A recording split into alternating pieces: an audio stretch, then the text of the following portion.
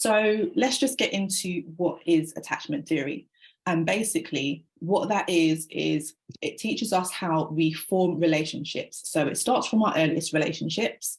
So the relationships that we bond with our primary caregivers. Usually, stereotypically, it's the mum, but that can also be your dad or whoever's looking after you. You know, there's children in foster care, there's children who've been brought up by grandparents. So it's just whoever that primary caregiver is. And so it's looking at how often your needs were met in childhood. And when you have certain conditions in terms of the relationship of being cared for, that's how we form these attachment styles. And so it's really common in pop culture at the moment to talk about attachment, which is a really good thing. But the thing I think sometimes is missing from learning about attachment is that often people think that you learn your attachment style, you're in one of these 4 categories, and then that kind of figures everything out.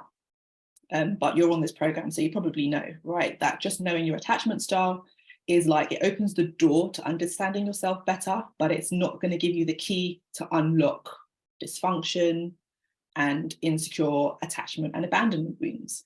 Anxious attachment style. And often we develop an anxious attachment style because of the type of care that we receive from our caregivers. And you can see on here the kind of things that tends to look like. So if you're somebody who often needs reassurance in your relationships, or you doubt that the person is going to be there for you, you feel quite fearful of relationships, and you kind of fear abandonment a lot, you fear rejection, and you often just need to have that validation from the person that you're in the relationship with, because you haven't had consistent caregiving in your earlier relationships. And that might not just be your childhood, that can also be your previous romantic relationships or friendships or any kind of relationship. It's not just parents and it's not just romantic. It's literally taking into account all of your relationships and your relational history.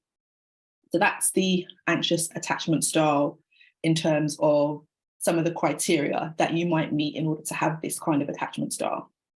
When you have an anxious attachment style, I'm just going to give you a snapshot into what happens when you've got a parent who doesn't meet your needs and what that might look like.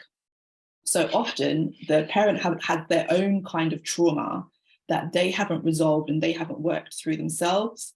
And so that's obviously going to also impact their ability to be able to be an emotionally responsive parent. So if they've had their own trauma, they might also have a fear of being abandoned and rejected. They might not be able to recognize when their child has a need, whether that's a physical need or whether that's an emotional need. And often that can look like parents who really don't know how to talk about or express feelings, or talking about feelings isn't really something that's done. And so what that means is that you're not really learning from an adult how to emotionally regulate. And so if your caregiver is quite dysregulated and not in touch with being emotionally intelligent, it's going to be really hard for them to be able to model that for you.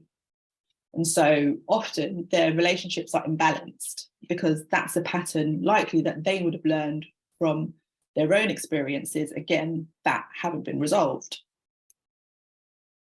And so what this means for the child is that they don't trust their parents' ability to be able to comfort them when they're in distress.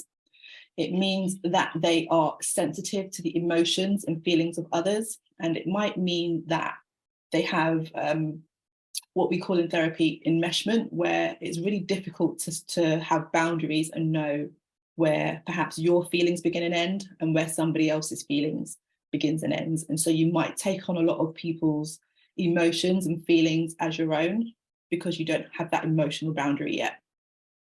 And so, I can typo, okay. So they want to be noticed by the parents and they get angry when they're not noticed. And they also tend to find it really difficult to be on their own. So they'll be quite emotionally and physically attached and clingy towards their parent and their caregiver. And so often when they have this anxious attachment style, they also have a certain set of core beliefs because of their experience. And it tends to be beliefs that look like this. So, people only notice me when I'm very emotional, and my caregiver's needs are more important than mine. So that tends to be a typical core belief. And that might be something that you can relate to, but if not, you might find something else is more relatable. But it's just giving you an idea of what can happen due to experiences and how that might impact your belief system and your mindset.